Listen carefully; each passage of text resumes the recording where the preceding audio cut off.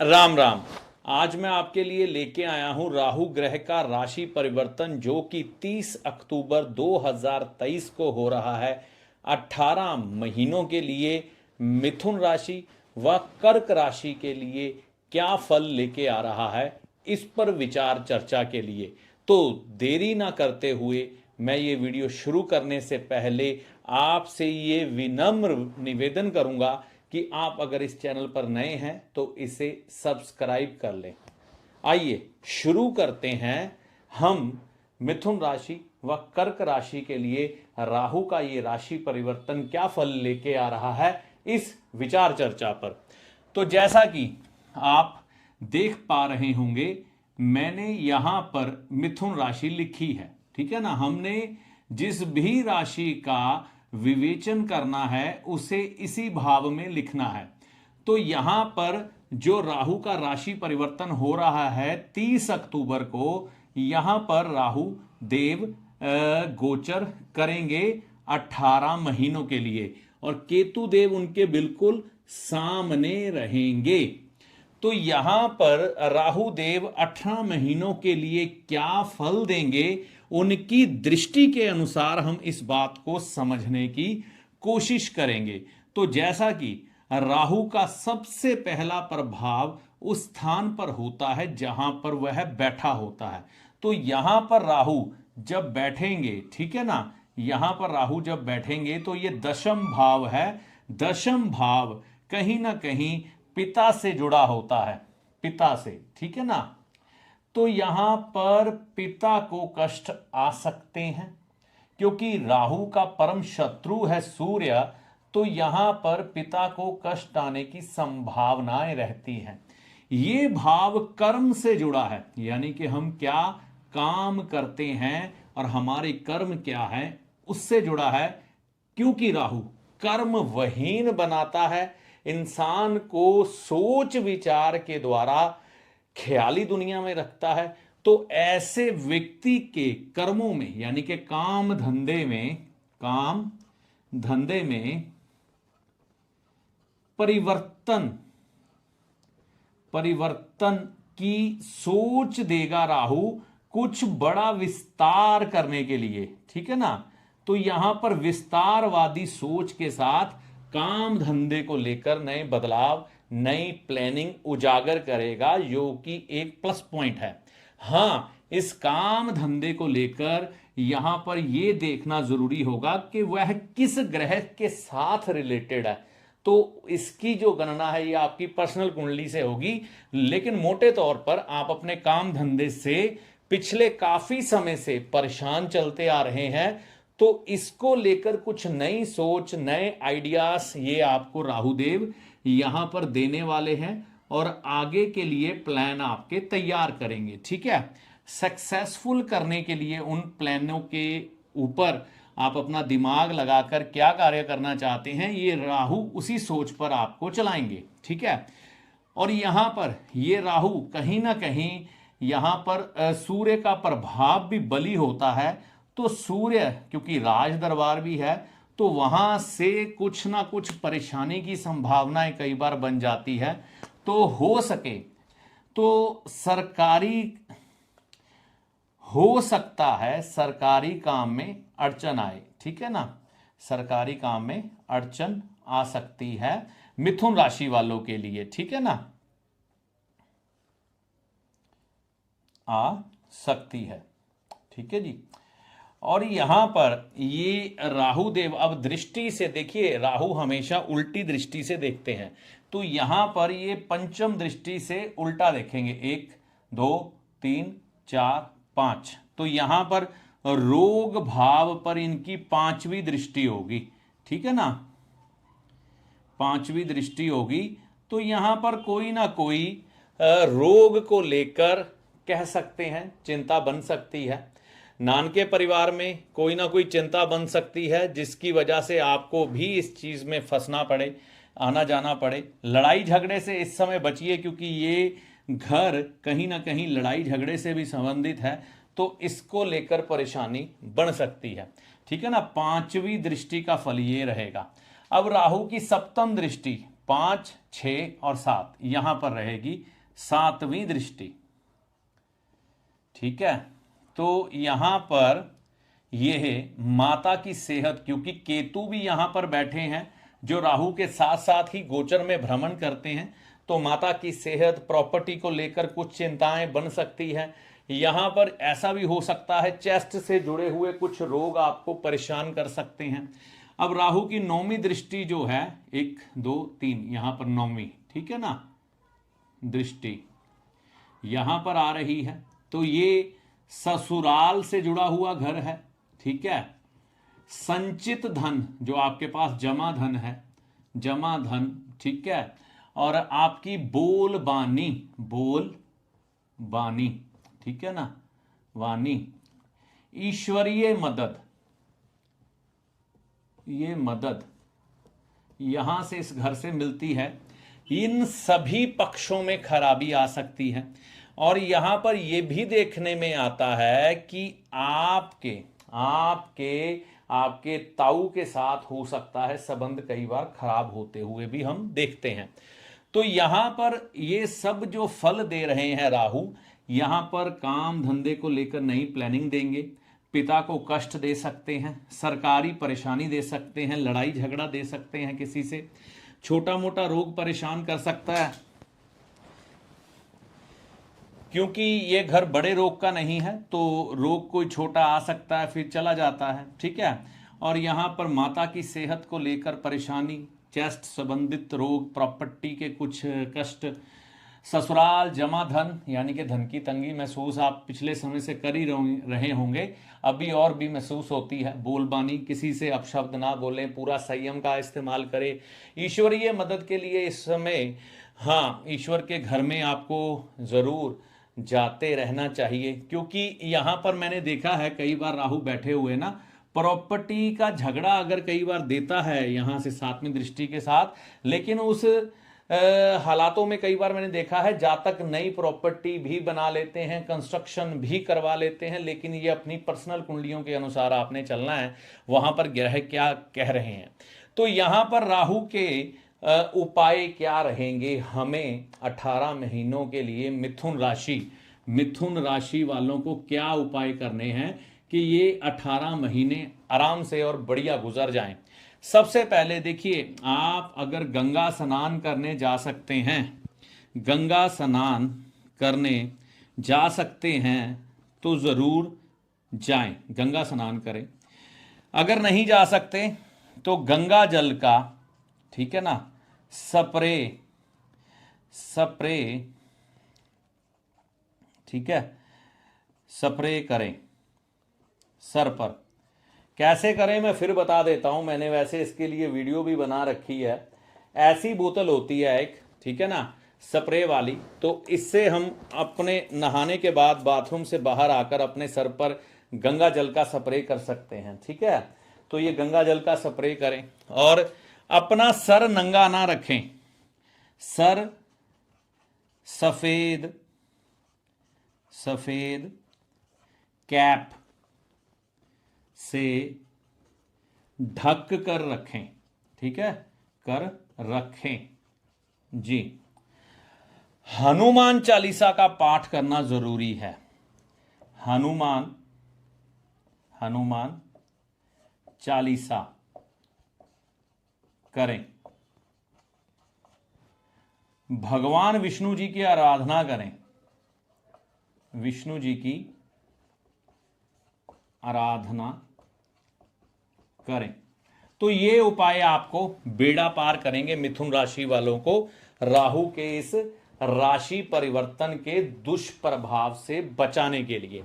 अभी हम जो अगली राशि का विवेचन करेंगे वो है कर्क राशि। आइए कर्क राशि पर विचार करते हैं, आने वाले 18 महीने कर्क राशि वालों के लिए कैसे रहने वाले हैं।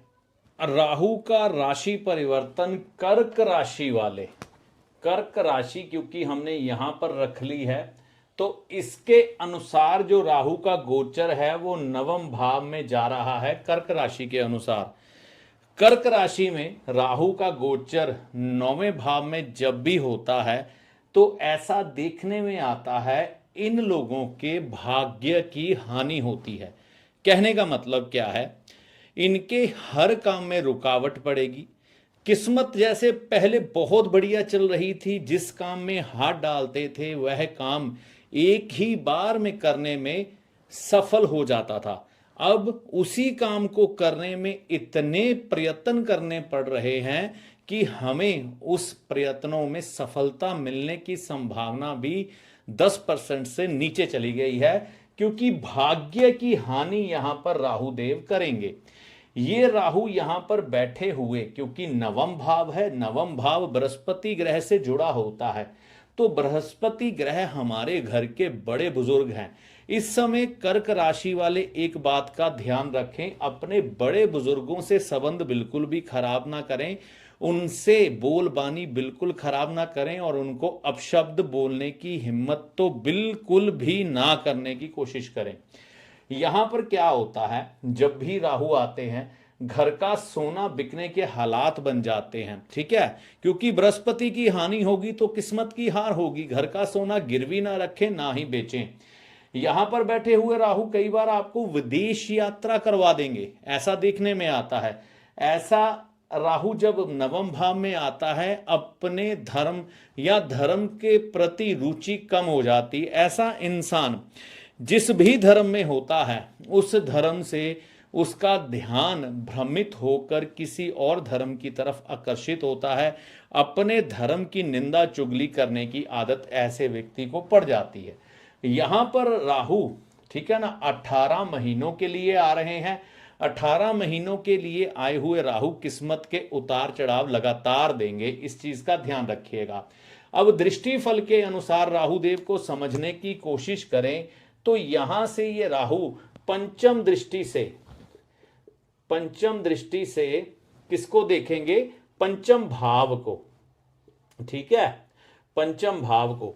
संतान को कष्ट बन सकता है, ठीक है ना, संतान कष्ट बन सकता है, संतान के जीवन में रुकावटें आ सकती हैं, भाग्य की हानि हो सकती है, ऐसा भी पहले मैंने बोला। घर का सोना बिक सकता है, ठीक है, और उतार चढ़ाव इस समय जीवन में ज्यादा रहेगा, ठीक है। अपने शत्रु बनेंगे, अपने प्रिय रिश्तेदार शत्रु बनते हैं, ऐसा देखने में आता है। यहां पर राहु बैठे हुए जुए सट्टे की सोच देंगे आपको। पंचम दृष्टि है तो पंचम में प्रभाव रहने के कारण जिंदगी में शॉर्टकट मारना चाहेंगे, ट्रेडिंग, ठीक है ना, शेयर बाजार में ध्यान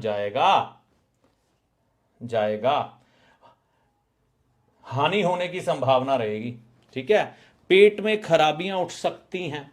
यहां से राहु सप्तम दृष्टि से छोटे भाई बहनों को देखेंगे, उनसे कष्ट बन सकते हैं, विचारिक मतभेद बन सकते हैं, पड़ोसियों से विचारिक मतभेद बन सकते हैं, कम्युनिकेशन गैप अपने प्रिय लोगों से, अपने भाई बहनों से आपका पड़ सकता है, आप अकेलेपन का शिकार हो सकते हैं, सभी दुनिया से कटे कटे रह सकते हैं, ठीक है ना, सभी दुनिया से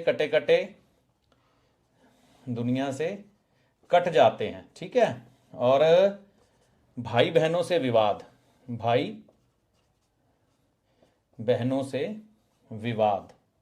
ठीक है, पड़ोसियों से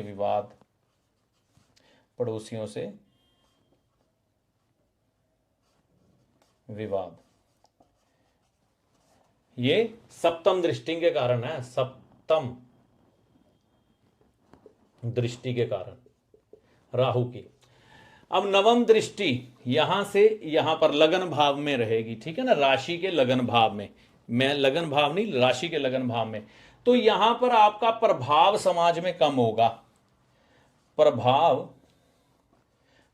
में कम होगा, विलासता की चीजें जीवन में कम होंगी, ठीक है ना, भोग की वस्तुएं कम होंगी। तो ऐसे प्रभाव आपको राहु देने वाले हैं। मैंने ज्यादा फल आपको नेगेटिव क्यों लिखाए हैं, आप सोच रहे होंगे, क्योंकि देखो भाई, राहु कोई बेनिफिशियल प्लेनेट तो नहीं है, ठीक है ना, कई लोग सोचेंगे अभी लाइट चली गई है, राहु महाराज की बारे में ऐसा बात की तो नाराज हो गए शायद। राहु कोई बेनिफिशियल प्लेनेट नहीं है। राहु की जो समय में इंसान घुसता है ना, तो राहु को मैनेज करने का एक तरीका होता है। ऐसे नहीं कि आपको राहु बना देगा रातों रात करोड़पति, राहु करेगा धन की वर्षा। मैंने नहीं देखे, जिन लोगों पे हुई है बाद में कटोरा लेके भीख मांगते हुए दिखे हैं वो लोग, ठीक है ना। तो यहां पर राहु को मैनेज करने का एक तरीका होता है। यहां पर राशिफल बता रहा हूं, मैनेज करने के तरीके और हैं, वो आपकी पर्सनल कुंडली के अनुसार होते हैं। तो इसलिए ये ज्यादा मेलेफिक यानी कि बुरे प्रभाव देने वाले ही होते हैं। बेनिफिशियल भी होते हैं लेकिन वो खास भावों में है, उसका जिक्र भी आगे करूंगा। अब इनका उपाय क्या है? यहां पर गले में सोना धारण करें। गले में आपको, मैं इधर लिखता हूं, सोना धारण करना चाहिए, गोल्ड धारण करें, धारण करें, पहला उपाय। ठीक है, कब करें? बृहस्पतिवार के दिन। दूसरा नंबर, बड़े बुजुर्गों से बहस ना करें, ठीक है ना, बुजुर्गों से बहस ना करें, ठीक है। तीसरे नंबर पर, अपने धर्म पर आस्थावान रहें, ठीक है ना, अपने धर्म पर आस्थावान रहें, ठीक है। तीर्थ करके आए, तीर्थ यात्रा करनी बहुत जरूरी है, तीर्थ यात्रा करके आए। कई लोगों को हो सकता है तीर्थ करने में नुकसान हो, ना जाएंगे तो भी होंगे, ठीक है ना, लेकिन करके आना, तीर्थ यात्रा करके आए। और यहां पर आपने क्या करना है, घर का सोना गिरवी नहीं डालना, सोना गिरवी ना डाले, ठीक है जी। और यहां पर एक चीज और है, अगर किसी पवित्र नदी का स्नान कर सकते हैं, गंगा स्नान या किसी भी पवित्र नदी का स्नान, तो जरूर करें। पवित्र नदी का स्नान करें, किसी भी दिन करें, ठीक है ना। और जब भी स्नान करें, सूखे नारियल जल प्रवाह करें, जल प्रवाह करें, ठीक है। जिसको हम श्रीफल कहते हैं, वो नारियल, ये जो सूखे नारियल है ना, ये चित्र आप देख सकते होंगे, मैंने लगा दिया है, इनको श्रीफल कहते हैं। ये हवन कुंड में डालने के काम आते हैं, ठीक है ना। तो ये आप जल प्रवाह कर सकते हैं बृहस्पतिवार के दिन 3 बजे के बाद, सूरज अस्त होने से पहले पहले। तो उपाय क्या है? गले में सोना धारण करें, बड़े बुजुर्गों से बहस ना करें, अपने धर्म पर आस्थावान रहे, तीर्थ करके आए, सोना गिरवी ना डालें, पवित्र नदी का स्नान करें, जब भी मौका मिले पूर्णिमा अमावस सूखे नारियल जल प्रवाह करें। तो ये 18 महीनों के लिए आपको इन बातों का ध्यान रख के चलना है। और यहां पर देखिए, सबसे कठिन समय अगर किसी राशि पर इस समय चलेगा ना, तो वो रहेगी कर्क राशि। इसको काफी स्ट्रगल देखना पड़ सकता है आने वाले समय में। जिन जिन लोगों की कर्क राशि है वो पूरी तरह से तपने के लिए तैयार रहें। उनको अभी फिलहाल रिलीफ नहीं मिलने वाली, क्योंकि बृहस्पति वीक हो जाएगा राहु जैसे ही नवम भाव में प्रवेश करेगा। कर्क राशि वालों के लिए ये आपको कष्ट आएंगे, ये आपके उपाय हैं, ठीक है ना। तो 18 महीनों का टाइम है, इस बात का ध्यान रख के चलेंगे। एक बात कहना चाहूंगा, आपके शुभ और अशुभ प्रभाव ये राशि के अनुसार है, ठीक है ना। तो राशि दुनिया में सभी लोगों की जो है ना, पूरी दुनिया की अगर राशियों की बात करूं तो 12 राशियों में पूरी दुनिया विभाजित है। लेकिन जो आपकी पर्सनल एक राशि होती है, पर्सनल कुंडली होती है, आपकी जन्म कुंडली, होरोस्कोप, वो बहुत मैटर करता है। मान लीजिए किसी का कुंडली में राहु बहुत अच्छा है, उसने राहु बहुत अच्छे ढंग से मैनेज किया है, तो ये जो फल है ना, ये यहां पर झूठे होते हुए दिखाई देंगे, ठीक है ना। तो ये कर्मों पर आधारित साइंस है, इसको पूर्ण तरह से आप कर्क राशि के अनुसार अप्लाई ना करें। बहुत बड़ा मैटर होता है ये। हम अगर पूरी दुनिया की 1000 करोड़ आबादी है, अंदाजे के लिए, एक उदाहरण के लिए बोल रहा हूं, तो वो 12 भागों में विभाजित कर दी है मैंने, ठीक है ना। तो अभी क्या 100 करोड़ लोगों का हाल, 90 करोड़ लोगों का हाल एक जैसा होगा? ऐसा संभव नहीं है। तो यहां पर हमारे ग्रह, हमारे कर्म मैटर करेंगे, वो आपकी पर्सनल कुंडली पर आधारित होंगे। तो अपनी पर्सनल कुंडली इस राशि परिवर्तन पर 30 अक्टूबर को राहु केतु के फल जानने के लिए किसी भी विद्वान सुयोग्य ज्योतिषी को, ब्राह्मण को जरूर दिखाएं और इस राहु के अपने कुंडली के अनुसार भी सटीक उपाय करने से आपको लाभ होगा। तो ये राशि फल था कर्क राशि और मिथुन राशि का, यानी कि टोटल जो ये वीडियो है मिथुन राशि और कर्क राशि के ऊपर आधारित है। अगले वीडियो में मैं आपको मिलूंगा सिंह राशि और कन्या राशि का क्या हाल रहेगा राहु प्लस केतु के राशि परिवर्तन जो कि 2023 की 30 अक्टूबर को होने वाला है। अगले वीडियो में मिलूंगा इस बारे में पूरी जानकारी लेके। तब तक के लिए जय माता दी।